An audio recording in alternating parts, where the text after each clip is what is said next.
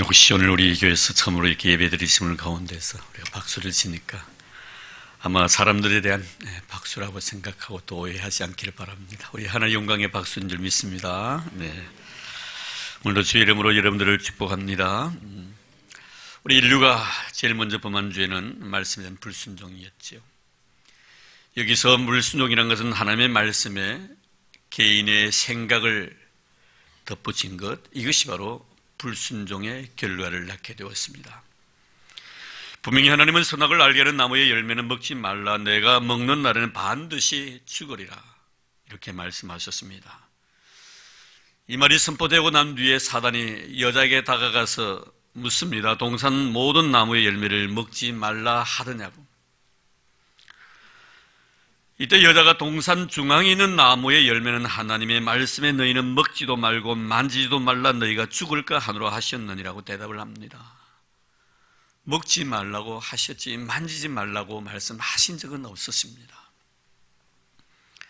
문제는 지금 이 여자가 누구와 대화를 나누고 있는가 하는 문제입니다. 여러분, 하나님과 대화를 나누도록 하나님께서는 하나님의 형상대로 남자와 여자를 만드셨습니다. 근데 지금 이 여자가 지금 하나님과 대화를 나누는 것이 아니라 사단과 대화를 나누고 있는 것입니다. 우리는 절대로 하나님과 대화를 나누는 이상 죄를 짓지 않습니다.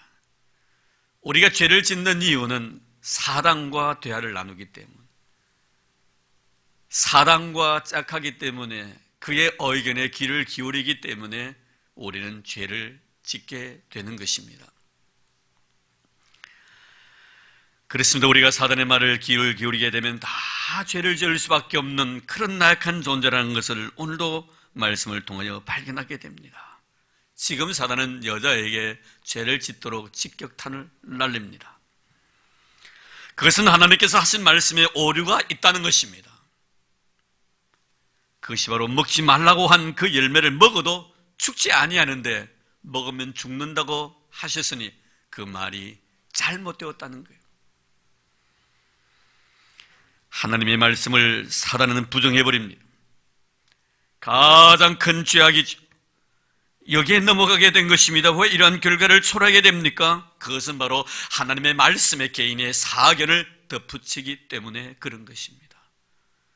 오늘 많은 이단자들의 특징이 바로 이겁니다. 성경 말씀에 개인의 사견을 덧붙이기 때문에 이단이 생기게 되는 것입니다. 오늘 본문 21절 말씀 볼까요? 너희가 들었으나 하십니다. 하나님께서 말씀하셨다 이게 아니고 너희가 들었으나 이 말씀입니다. 이것은 하나님의 순수한 말씀에다가 가르치는 자들이 자기의 사견을 덧붙여서 말한 것을 말합니다.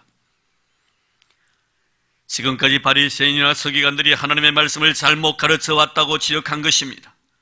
그런 율법을, 하나님의 말씀을 가르치시면서 성경에도 없는 행해야 할 계명 248가지, 금지해야 될 계명 365가지 해가지고 도합 613가지 조문을 만듭니다. 그래서 그것을 지키도록 가르쳤습니다. 그러니까 하나의 행동 강령이었습니다. 여기에서 이탈되면 정죄를 당했습니다. 더 나아가 심판까지 해버립니다. 동기보다는 결과에 초점을 맞추어서 그런 모든 것들을 결정했던 것입니다. 그러니까 하나님의 말씀을 완전히 행위에 묶어버린 그런 택이 됩니다. 이것은 하나님의 의도하심이 아니죠. 인간의 생각을 마치 하나님의 말씀인 양 위장을 한 것입니다. 이렇게 함으로써 자신들이 죄를 지을 뿐만 아니라 다른 사람에게까지도 죄를 짓도록 만들어버린 아주 흉악범들입니다. 오늘 본 말씀 21절 다시 보겠습니다. 옛사람에게 말한 바 살인하지 말라, 누구든지 살인하면 심판을 받게 되리라 하였다는 것을 너희가 들었으나, 지금 예수님은 십계명 중에 제6계명에 대한 말씀을 하십니다. 지금까지 너희는 살인에 대해서 이야기를 많이 들어왔다. 그 살인은 바로 결과를 가지고 논했다. 하지만 하나님의 말씀의 의도는 살인은 결과 그 자체보다는 동기에서부터 출발해야 된다는 사실을 말씀해 주고 있습니다. 22절 말씀 볼까요? 나는 너에게 이르노니 형제에게 노하는 자마다 심판을 받게 되고 형제를 대하여 나가라는 자는 공의에 잡혀가게 되고 미련한 놈이라 하는 자는 지옥불에 들어가게 되리라. 주님은 이 살인에 대한 말씀을 하시면서 노함의 문제를 먼저 끄집어내십니다. 형제에 대하여 노하는 자 심판을 받게 될 것이다. 여기서 우리는 노함에 대한 말씀을 생각할 필요가 있습니다. 이 노함의 의미가 무엇인가? 본문의 노함이란 것은 헬라에 보면 오르게라는 단어를 썼습니다. 당시의 사람들은 이 노함에 대해서 두 가지의 단어를 사용했는데요. 하나는 오르게요, 하나는 뚜모스입니다. 이 뚜모스라는 것은 볏집에 불을 붙였을 때 그 불이 활 타오르다가 갑자기 꺼지는 상태를 바로 말합니다. 그것이 바로 뚜모스입니다. 불일 때 일어났던 화가 순간적으로 다 식어버리는, 화를 버럭 냈다가 갑자기 식어지는 그런 상태, 이것이 바로 뚜모스입니다. 그런데 오늘 말씀 속에 주님께서 말씀하신 이 노함은 뚜모스가 아니라 오르게입니다. 이 오르게는 무엇이냐면 굉장히 뿌리를 가지고 있는 분노입니다. 순간의 충동에 의해서 화를 내는 것을 말하고 있지 않습니다. 오랫동안 마음속에 잠재되어 있는 분노입니다. 정착된 분노이며 언제까지도 기억하고 잊지 아니하는 이런 분노를 말하는 것입니다. 참 무서운 죄입니다. 이런 죄는 내 자신뿐만 아니라 상대방에게도 치명적인 고통을 가하게 되는 것입니다. 인간은 감정의 동물이기 때문에 내 마음이 바로 상대방에게 전달됩니다. 저는 예배를 마치고 난 뒤에 지금도 그러합니다. 여러분의 얼굴을 보면 저 사람이 지금 하나님의 거룩한 말씀에 귀를 기울이고 있는가, 지금 눈은 뻑떠고 있지만 다른 생각을 하고 있는가 대강 짐작을 할 수가 있습니다. 그리고 예배를 마치고 난 뒤에 서로 주고받는 인사 속에서 저 사람은 오늘 은혜를 받았는가 받지 못했는가도 알 수 있습니다. 왜요? 서로 감정을 주고받기 때문에. 여러분 놀라지 마십시오. 물도요, 감정과 의지가 있다는 사실을 아십니까? 참 하나님 묘하시죠. 식물도 있는 것 같아요.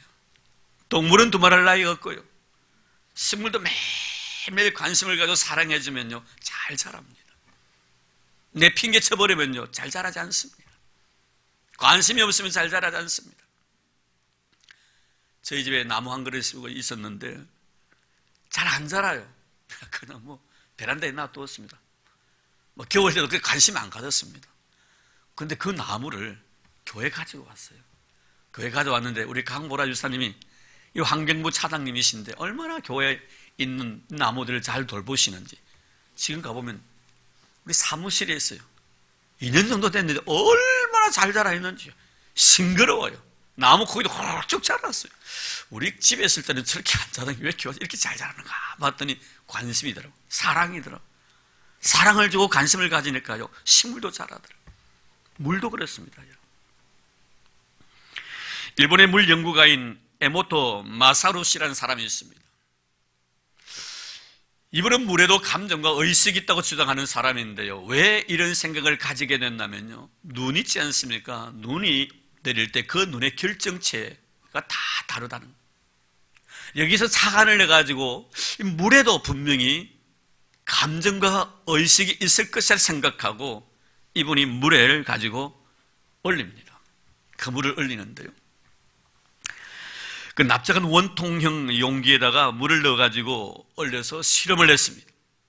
그래서 물 앞에 사랑이란 단어를 보여주기도 하고 미움이란 단어를 보여주기도 했습니다. 그 얼린 물 여러 통에다가, 이 통에는 사랑만 보여주고 이 통에는 미움이란 단어만 보여줍니다. 또 때로는 쇼팽의 음악을 들려주기도 하고요, 때로는 비틀즈의 음악을 들려주기도 했었습니다. 그런데 놀랍게도 상대방의 마음을 편안하게 해주는 좋은 내용의 단어들, 말들, 소리들, 음악들, 이것을 들은 얼려있는 그 물이, 그 결정체가 육각형으로 아주 아름다운 결정을 이루고 있더라는 거예요. 근데 매일 난잡한 노래, 비틀즈 노래 같은 경우 미움의 단어를 보여던 이 물은 얼었는데 그 결정체를 나중에 조사해 보니까요, 비틀어지고 깨어져 보이더라고요. 가장 아름다운 결정을 이룬 것은 사랑과 감사라는 단어를 보여주었던 그런 물이었다고 합니다. 우리는 왜 주님께서 노함을 금지하셨는가 하는 것을 알 수가 있습니다. 내가 노하면요, 내 인격이 파괴되어 버립니다. 그 인격이 파괴되는 것은 나뿐만 아니라 너의 인격까지 손상을 입히게 되는, 결국에는 이 노함은 정말 내 마음속에 있는 뚜모스, 엄청 내 마음속에 있는 분노, 잠재되어 있는 이 분노는 결국에는 내 영혼을 망가뜨릴 뿐만 아니라 상대방의 이 영혼도 파괴시키는 그런 악이기 때문에 주님께서는 우리에게 이 노를 금하신 것입니다. 그리고 두 번째는 이 욕설에 대한 문제를 주님께서 살인에 대한 말씀을 하시면서 욕설에 대한 이야기를 합니다. 형제에 대하여 나가라 하는 자는 공회에 잡히게 되고, 여기서 공회는 사내들인 공회입니다. 최고의 결정기관입니다. 여기에 결정한 것은 뭘 집행이 되어버립니다. 여기서 나가라는 말은 히브리인들의 욕설입니다. 오만한 자가 상대방을 무시할 때 쓰는 용어입니다.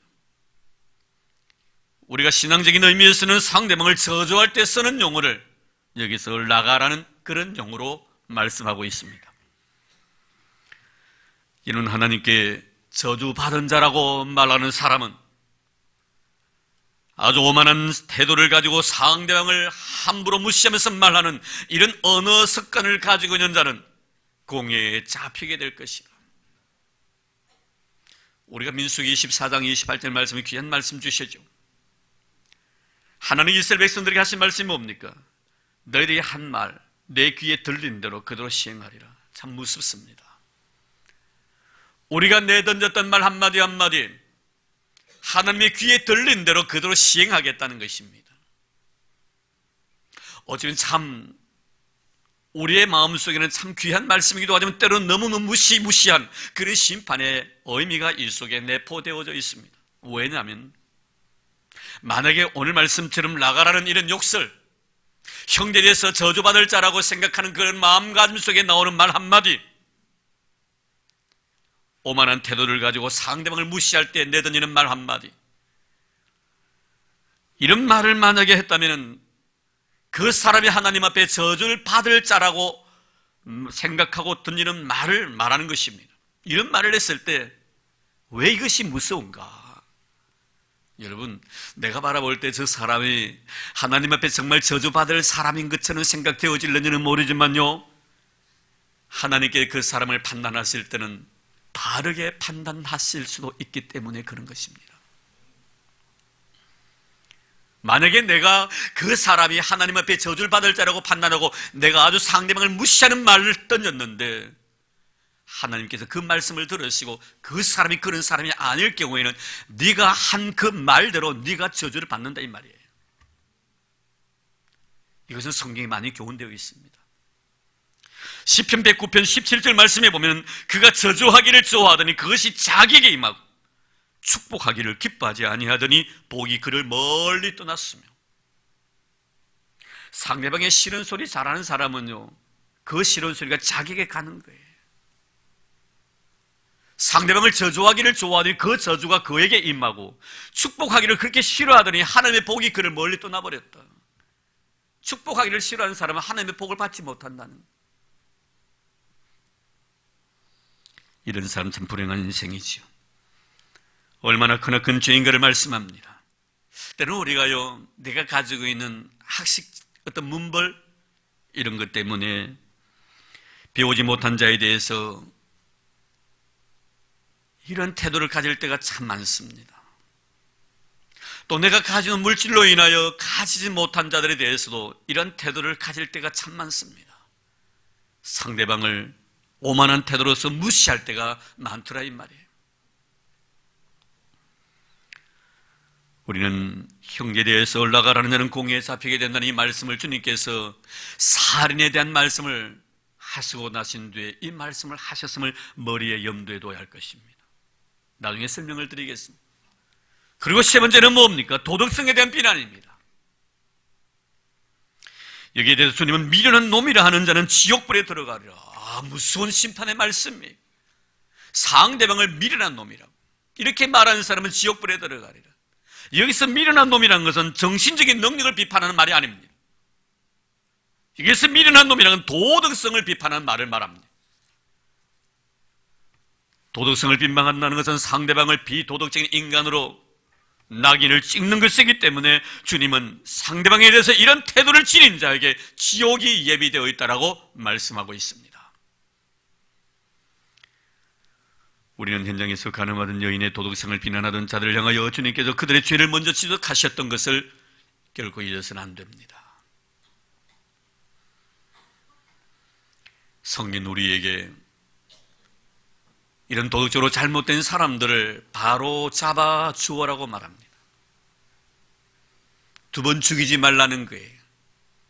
바로 잡아준다는 것은 그 의미는 위골된 뼈를 제자리에 끼워 넣어 주어라 이 말이에요. 내가 잘못을 범했을 때 얼마나 마음이 아픕니까? 참 힘듭니다. 너를 바라보기도 참 죄송합니다. 어느 공동체 속에서도 정말 마음 두고 있을 곳이 없어집니다. 바로 잡아주어라 이런 사람 어떤 의미입니까? 위골된 뼈를 갖다가 제자리에 집어넣어 줌으로 말미암아 그 고통 속에 있는 자에게 고통을 갖다가 없게 해주어라는 것.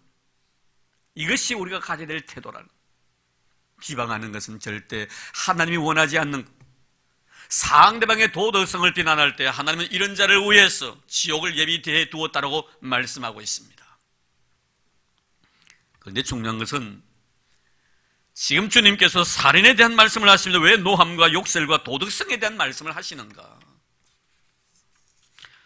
그는 분명히 이 살인과 형제를 죽이는 이 살인과 노함과 욕설과 도덕성은 분명히 관련이 있기 때문에 그런 것입니다. 상대방에 대해서 노하고 욕설하고 도덕성에 대한 말을 언급한다는 것은 너에 대한 미운 감정이 있기 때문에 그렇습니다. 너에 대한 미운 감정이 있기 때문에 너에 대해서 노합니다. 너에 대해서 욕설을 퍼붓습니다. 너에 대해서 도덕성을 갖다 지적하게 되는 거예요. 이것은 대단히 위험스러운 마음입니다. 살인이라는 것은 주님 지적하십니다. 어떤 결과가 아니라 여기서부터 출발한다. 너에 대한 미움의 감정이 있다면 이미 너는 살인한 자라고 말씀합니다. 서론적으로 말씀을 드렸습니다만 아담과 이브의 범죄 이후 그 다음에 인류가 범한 죄가 무엇인가? 그것이 바로 형제에 대한 살인죄입니다. 가만히 한번 분석해 보십시오. 하나님께서 이미 가인의 마음에 동생 아벨에 대한 미움 감정이 있음을 아셨습니다. 그래서 가인에게 내가 분하여 하면 어찌 됨이며 안색이 변하면 어찌 됨이냐고 그의 마음의 감정을 지금 주님께서 타치하십니다. 결국 가인은 아울을 살해합니다. 하나님이 가인에게 물으신 것은 그의 동생에 대한 미움 감정이었어도 왜 너는 동생을 미워하느냐 이렇게 물으신 것입니다. 미움이 바로 살인임을 아셨기 때문에. 그래서 사도 요한은 요한일서 3장 15절 말씀에 그 형제를 미워하는 자마다 살인하는 자니 형제를 미워하는 자마다 살인하는 자니 살인하는 자마다 영생이 그 속에 거하지 아니하는 것을 너희가 아는 바라. 형제를 미워하는 자는 살인하는 자요 살인하는 자는 그 마음에 영생이 거하지 아니함을 너희가 아는 바라. 영생이 거하지 않는 마음에 예수님이 계시지 않는다는 것, 마음에 천국이 없다는 거예요. 이런 자를 위해서는 천국을 하나님께서 한 번도 예비해 두신 적이 없다는 것입니다. 사랑하는 성도 여러분, 여러분이 정녕 천국 백성이 되어서 하나님의 거룩한 영광 가운데 계신 주님의 얼굴을 우리가 뵙기를 원한다면 절대로 형제를 미워하면 안 됩니다. 자, 그렇다면 우리는 살인하지 말라는 법을 어떻게 우리가 지킬 수가 있는가? 상대방에 대한 미움 감정을 버려야만이 가능합니다. 이거 버리지 않으면요 절대 우리는 하나님의 계명에서 자유로울 수가 없습니다. 미워하고 원망하고 도덕성을 의심하고 했더라도 죽이지 아니하면 괜찮지 않느냐라고 자기 변호를 할 수 있을 것입니다. 하지만 주님 말씀하십니다. 네가 행동을 통해서 그 사람의 생명을 해하지 아니했다 할지라도 네 마음속에 형제의 미움 감정이 있다면 너는 이미 살인한 자라고 말씀합니다. 주님은 이 말씀을 하시면서 겉으로 나타난 어떤 행위 자체를 말씀하시는 것이 아니라 속에 감추어져 있는 마음을 지금 건드리시고 계십니다. 사랑하는 성도 여러분, 혹시 여러분의 마음속에 형제에 대해서 미운 감정을 지금도 가지고 계시지는 않습니까? 혹시 형제를 향하여 노한 마음을 지금도 버리지 못하고 간직하고 있지는 아니한지, 혹시 형제를 무시하는 마음으로 욕을 한 적은 없습니까? 아니면 혹시 형제의 도덕성에 상처를 준 적은 없었습니까? 만약에 여러분들이 없으시다면 여러분 정말 진정한 크리스찬입니다. 그러나 만약 그러한 일이 지금도 조금이라도 우리의 마음속에 남아있다면 하나님이 원치 않습니다. 회개해야 합니다. 그러면 주님께서 여러분의 죄와 허물을 용서해 주실 것이고, 내 마음의 죄를 가지고는 우리가 천국에 들어갈 수 없다는 사실을 주님은 아시기 때문에 내 죄의 문제를 해결해 주시고 우리를 천국 백성 삼아 주실 줄로 믿습니다. 지금까지 저는 이 산에 대한 말씀을 드렸습니다만 종합적으로 몇 가지 참고해서 말씀을 드리려고 합니다. 먼저 말씀을 드린 대로 살인은 미움에서 출발한다는 걸 꼭 명심하십시오. 그리고 절대로 형제를 미워하면 안 됩니다. 형제를 미워하면 가인처럼 됩니다. 그리고 두 번째는 미움을 살인과 같은 의미로 받아들이십시오. 내가 형제를 미워한 적이 있다면 형제를 살해한 것 같은 그런 가슴 아픈 마음을 가지고 하나님 앞에 통해 자복하라는 말씀입니다. 그러나 또 한 가지 중요한 것은 살인과 미움을 동일시하면 안 됩니다. 같은 의미로 생각하더라도 동일시는 하지 마십시오. 만약에 우리가 동일시한다면 마음으로 짓는 죄나 행위를 통해서 짓는 죄나 같다면 차라리 마음으로 지을 바에야 행동을 통해 내가 짓겠다는 이런 오류를 범할 수가 있기 때문에 그렇습니다.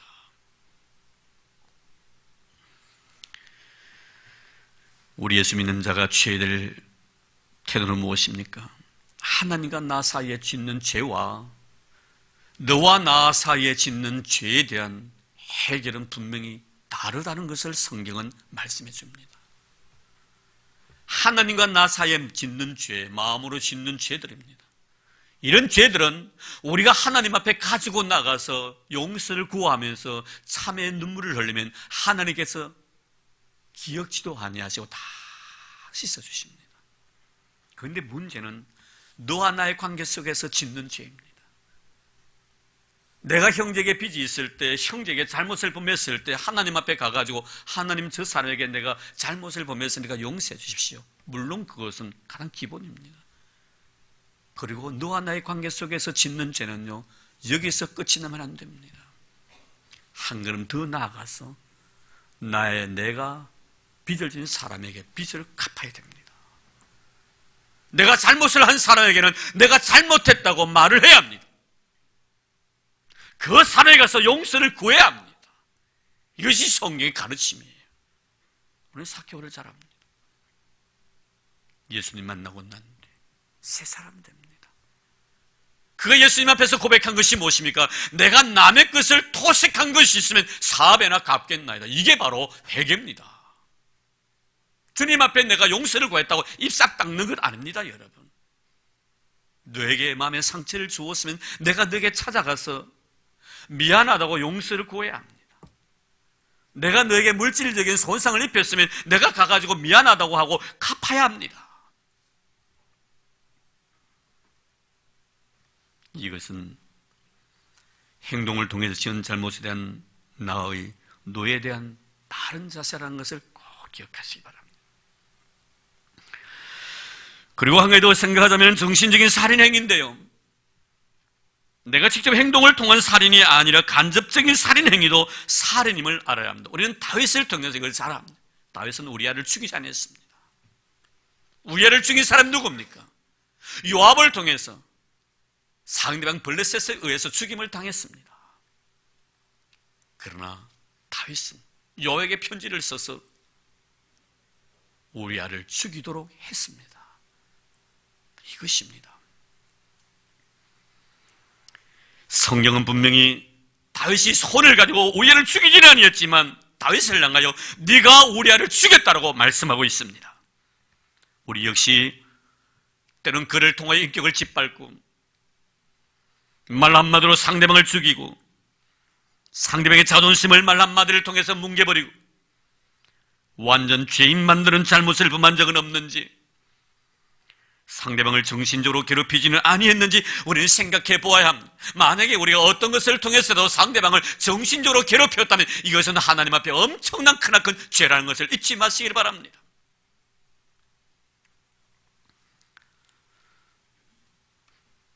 이제 주님은 오늘 말씀에 결론을 맺으시면서 하나님과 나의 관계를 너와 나 사이에서 설명하고 있습니다. 23절 말씀 보겠습니다. 그러므로 예물을 제단에 드리다가 거기서 내 형제에게 원망 들을 만한 일이 있는 것이 생각나거든 예물을 제단 앞에 두고 먼저 가서 형제와 화목하고 그 후에 와서 예물을 드리라. 우리 이사야서 1장에 보면은 이스라엘 백성들이 숱한 재물을 가지고 하나님 앞에 예배드리러 가는 그 모습을 바라보시고 하나님께서 가져오지 말라고 하십니다. 나 그런 재물 받고 싶지 않다라고 말씀합니다.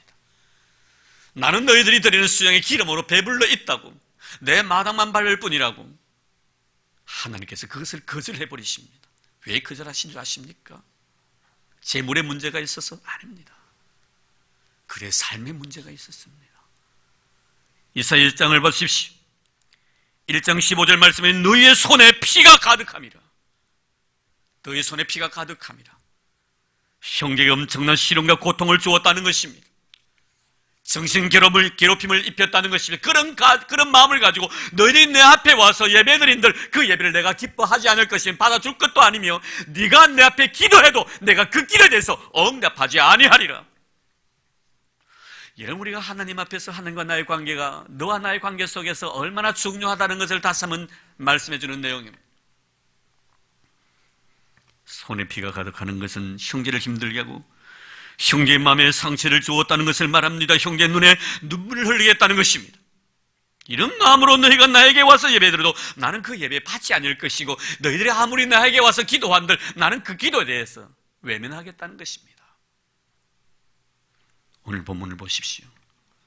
주님은 하나님과 나의 관계를 너와 나 사이에서 찾으시겠다고 말씀합니다. 내가 내 앞에 나와서 예배드리기 전에 혹시 형제에게 원망 들을 만한 일이 생각나면 예물을 제단에 두고서 먼저 형제와 화목하고 그리고 와서 예배드리라. 이 말씀은 내 소원보다, 나의 소원보다 하나님의 소원이 먼저가 이거예요. 나의 소원은 뭡니까? 하나님 앞에 나와서 예배드리는 것입니다. 그러면 하나님의 소원은 무엇입니까? 형제와 화목하는 것입니다. 예배드리기 전에 형제와 화목하는 것이 하나님의 소원이에요. 내 소원이 아니라 하나님의 소원이 먼저라는 것을 우리에게 말씀해 줍니다. 잘 생각하십시오. 예배를 두 번째 순위에 두라는 그런 의미는 결코 아닙니다. 지금 주님은 예배는 단순히 하나님께 예물을 바치는 행위가 아니라 형제 사랑의 마음에서부터 이미 예배가 출발된다는 것입니다. 그래서 형제의 사랑하는 이 마음이 없이는 결코 어떤 행위를 통해서도 예배가 될 수가 없다는 것.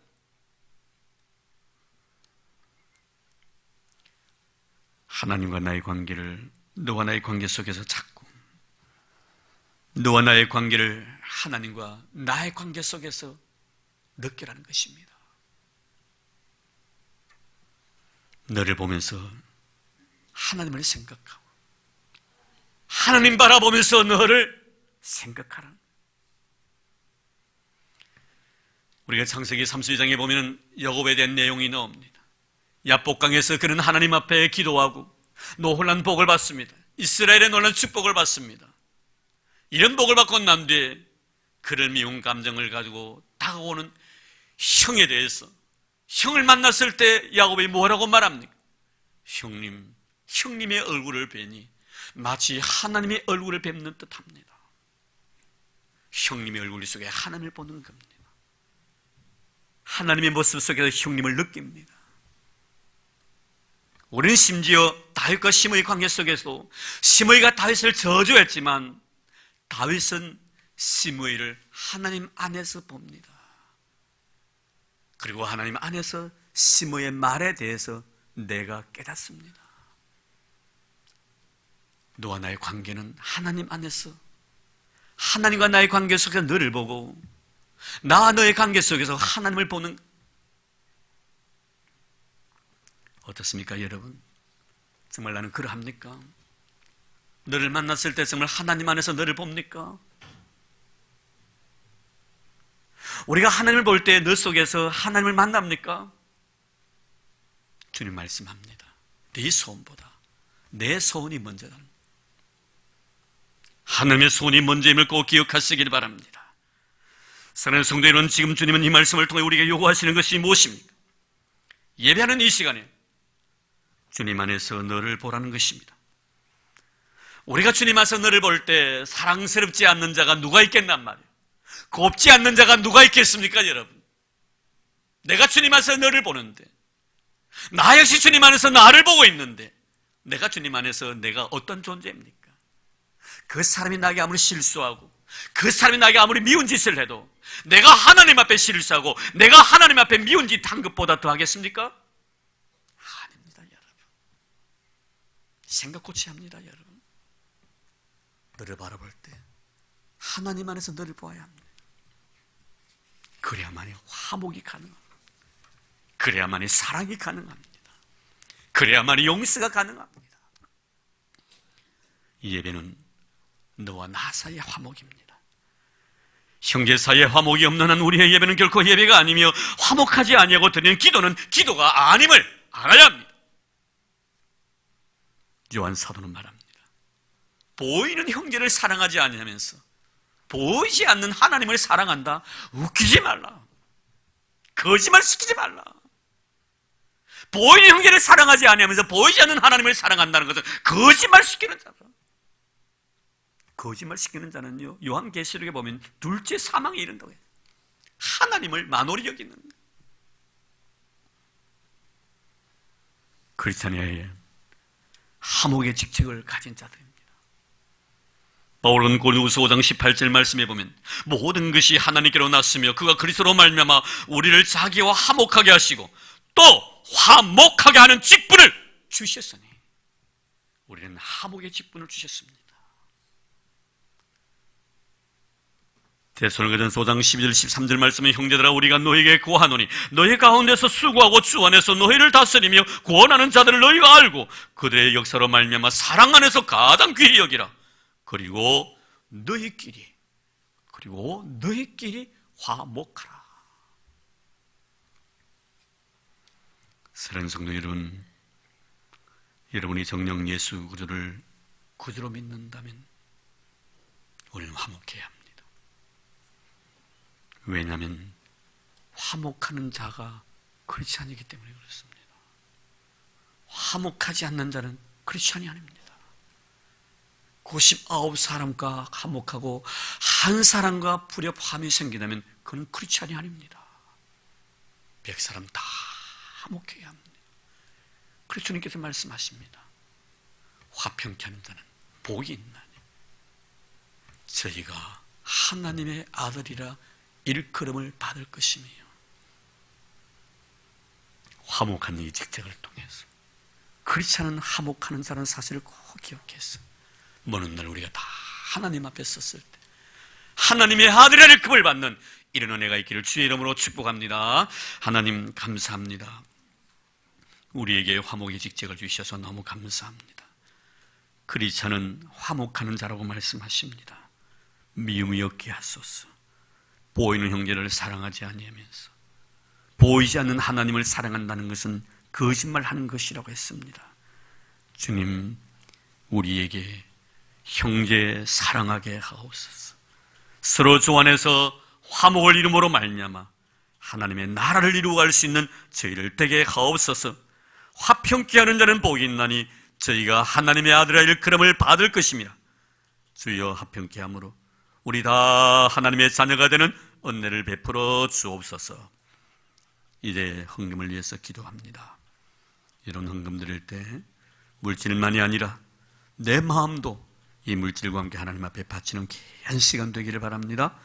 하나님, 이제 저희들 주님의 은혜 너무 고마워서 귀한 예물 주님 앞에 드리고자 원합니다.